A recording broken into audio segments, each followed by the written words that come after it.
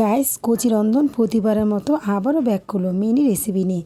তো ভিডিওটা দেখতে থাকো। নুডলসটা মজা না হলে কী হবে, আমি এটা মজা করে তৈরি করে আজকের ভিডিও তোমাদের দেখাবো। আরও অনেক কিছু রান্না করছি, তা তোমাদের দেখাচ্ছি। এই যে এটার সাথে খাবে, আমি মানে ফালানো জিনিসটাকে কীভাবে মজা করে খাওয়া যায় সেই ব্যবস্থা করছি। পোলাওটা রান্না করে নিয়েছি, এটার সাথে মিশাবো। শুরু করলাম, প্রথমে দিয়ে দিলাম সবজি। সবজি বলতে এখানে আমি দিচ্ছি গাজর, পেঁয়াজ পাতা, ক্যাপসিকাম, হলুদ, সরষে দিয়েছি, আর দিয়েছি রসুন কুচি, আদা কুচি। এখন একটু ভাজা ভাজা করে নিব।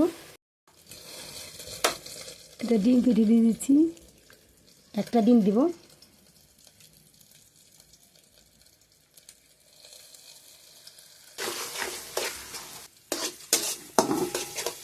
এখন এটার মধ্যে দিয়ে দেবো নুডলস।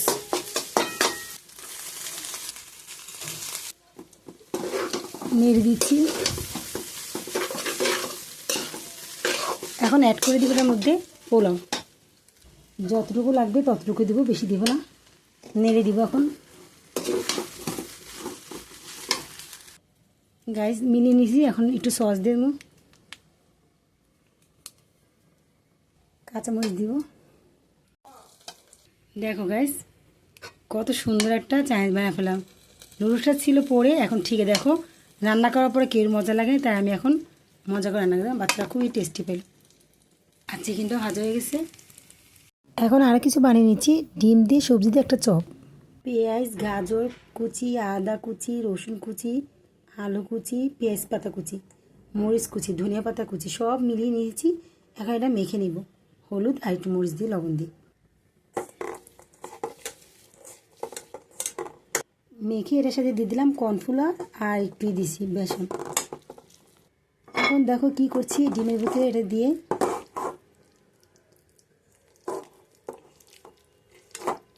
পুরো কুট করে নিব।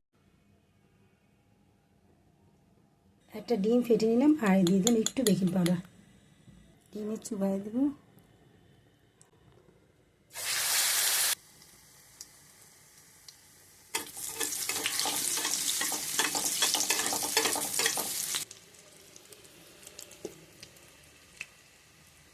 ভেজে নিচ্ছি, মশমচা হলে উঠিয়ে ফেলবো। এই তো হয়ে গেলো, এখন উঠিয়ে নিলাম।